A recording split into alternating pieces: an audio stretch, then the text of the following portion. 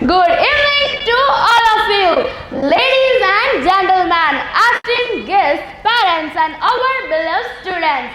We welcome you all to this auspicious occasion for annual reveal, Vasundhara, the Oasis of Life, Part 2. Once again, we have our Mother Earth, our home, our nurturer, and our legacy. But today she begs us, love her, protect her, and preserve her for future generation. you are absolutely correct, Janvi. साथ मिलकर हम उसकी जीवन शक्ति को पुनर्जीवित कर सकते हैं, अपने अस्तित्व को सुनिश्चित कर सकते हैं और मानव प्रगति और पर्यावरण नेतृत्व के बीच एक सामंजस्यपूर्ण संतुलन बना सकते हैं। हाँ त्विषा, तुम सही कह रही हो। यहाँ का समय है। हम भी अर्थ का एक पार्ट ही है, हम उससे अलग नहीं हैं। भले ही यह हमारे कर्मों का परिणाम है, पर हमारे में इसे ठीक करने की शक्ति भी है। It's a stark reminder for the importance of conservation of forest to preserve and protect biodiversity of our planet. The challenge is immense, but every effort counts, making a huge difference. So let's speed up our efforts with the theme Vasundhara, the Oasis of Life, Part 2. And a warm welcome once again to this wonderful occasion where we gather to seek the blessings of Lord Ganesha. Lord Ganesha, the god of wisdom, prosperity and remover of all obstacles, has been the guiding light for generations. Today as we offer our prayers, well connect the divine spirit of Lord Ganesha with the theme that is urgent and necessary for the survival of our earth. ज्ञान, समृद्धि और सभी बाधाओं को दूर करने वाले भगवान गणेश पीढ़ियों से मार्गदर्शक रहे हैं। आज जैसा कि हम अपनी प्रार्थना करते हैं, हम भगवान गणेश की दिव्य शक्ति को एक ऐसे विषय से जोड़ेंगे जो हमारी पृथ्वी के अस्तित्व के लिए तात्कालिक और आवश्यक है। That's right. Just as Lord Ganesha helped us overcome challenges, we must now rise to the challenge of climate change. The time to protect our environment and nurture our planet is now. Through today's Ganesh Stuti, let's also vow to protect the earth that sustains us. Let's begin the annual reveal of Oxford family. Vasundhara, the oasis of life, with the story of Lord Ganesha, कि हम भगवान गणेश को सर्वप्रथम पूजनीय क्यों मानते हैं, and स्तुति presented by the students of class 3rd.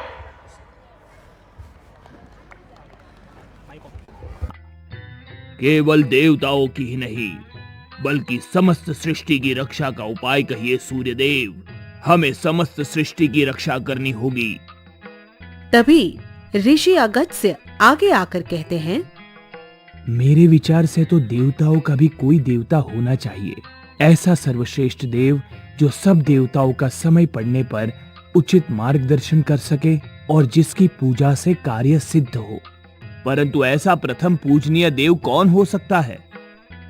तभी समस्त देवताओं में अपने अपने गुणों का बखान करने की स्पर्धा शुरू हो जाती है। सभी अपने को सर्वश्रेष्ठ साबित करने की कोशिश में लग जाते हैं। ऐसा सर्वश्रेष्ठ देव तो मैं ही हो सकता हूँ, क्योंकि अग्नि के बिना तो कुछ शक्य नहीं है। वो देखो, अग्नि जलते जलते बुझ गई तो लोग कैसे परेशान हो रहे हैं। मैं यमराज ही सबसे श्रेष्ठ हूँ, क्योंकि अगर मैं लोगों को मृत्यु ना दूं, तो सृष्टि का संतुलन ही बिगड़ जाए। लोगों की भीड़ एक दूसरे को काट खाने पर उतर आए। उनकी तरह वायुदेव और सूर्यदेव भी अपनी प्रशंसा के पुल बांधने से पीछे नहीं रहते। मेरी श्रेष्ठता तो हर किसी को स्वीकार करनी पड़ेगी, क्योंकि वायु के बिना तो अग्नि भी संभव नहीं है। जीवन तो सबको मैं ही देता हूँ। अगर मैं ना रहूं तो सब जीवों की दम घुटने से मौत होने लगे। सबसे सर्वश्रेष्ठ तो मैं हूं मैं। मेरा प्रकाश ना हो तो समस्त सृष्टि अंधकारमय हो जाए, चारों ओर हाहाकार मच जाए। इस तरह सभी देवी देवता अपनी अपनी प्रशंसा करने में लगे होते हैं कि तभी महर्षि अगस्त्य कहते हैं, हे त्रिदेव, इस तरह तो सर्वश्रेष्ठ देवता का चुनाव करना अति कठिन प्रश्न बन जाएगा। इसीलिए बेहतर होगा कि आप ही कोई उचित निर्णय ले। महर्षि अगस्त्य का यह कथन सुनकर त्रिदेव काफी गहनता से सोच विचार करते हैं और फिर एक स्पर्धा कराने का निर्णय लेते हैं। समस्त देवताओं के बीच एक स्पर्धा का आयोजन किया जाएगा। इस स्पर्धा में सम्मिलित हर एक देव को सृष्टि की परिक्रमा करनी होगी। जो सृष्टि की परिक्रमा सबसे पहले पूरी कर पाने में सफल होगा, उसे ही प्रथम या सर्वश्रेष्ठ देव की उपाधि प्राप्त होगी। अगले दिन समस्त देव अपने अपने वाहनों पर सवार होकर आते हैं। देवराज इंद्र अपने ऐरावत पर, सूर्य देव 7 घोड़ों वाले रथ पर, शनिदेव कौवे पर, जलदेव मगर पर, कार्तिकेय मोर पर और यमराज भैंसे पर सवार होकर आते हैं। आप सब तैयार हैं? जी महादेव। महादेव के कहने पर स्पर्धा का प्रारंभ होता है। सब अपने अपने वाहनों पर सवार होकर सृष्टि का चक्कर लगाने के लिए निकल पड़ते हैं, मगर गणेश का मूषक वहीं डोलता रह जाता है।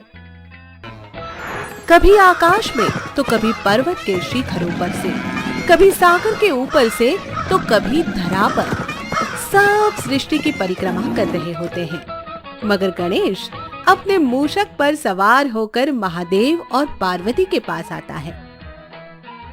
गणेश, तुम प्रतिस्पर्धा को छोड़कर यहाँ क्यों चले आए? मामा जी, मैं यहाँ प्रतियोगिता को छोड़कर नहीं, बल्कि प्रतियोगिता को जीतने के लिए आया हूँ। माता पृथ्वी का और पिता परमात्मा का रूप है। माता पिता के चरणों में समस्त ब्रह्मांड समाया है। इसलिए मैं माता पिता की परिक्रमा कर समस्त ब्रह्मांड की परिक्रमा पूर्ण करूंगा। यह कहकर गणेश महादेव और माता पार्वती की पूजा अर्चना करके उनकी परिक्रमा करना शुरू कर देते हैं। उसी समय महादेव और माता पार्वती अपने अति विशाल स्वरूप में ब्रह्मांड में विराजमान दिखाई देते हैं और गणेश अपने मूषक पर उनकी परिक्रमा करते दिखाई। गणेश जी अपनी विलक्षण बुद्धि का उपयोग कर सब देवताओं को मात दे देते हैं और स्पर्धा में प्रथम स्थान पाते हैं।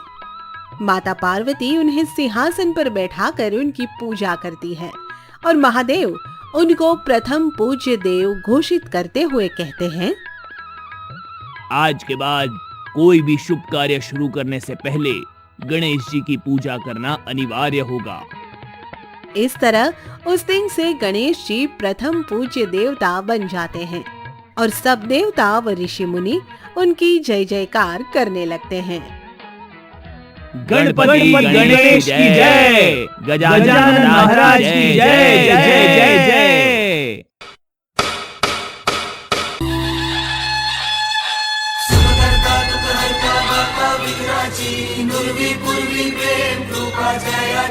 सर्वांगी सुंदर उदिशेंदुराची, कंठी झळके मान मुक्ता फळाची। जय देव जय देव जय देव जय देव जय मंगल मूर्ती हो श्री मंगल मूर्ती, दर्शन मात्रे मान कामना पूर्ती। जय देव जय देव।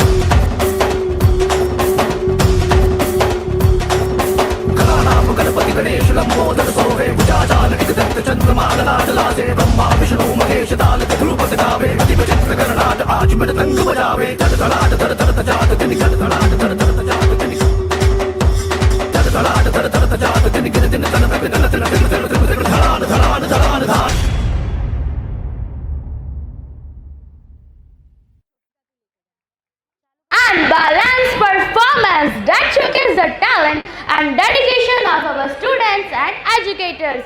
Thank you one and all.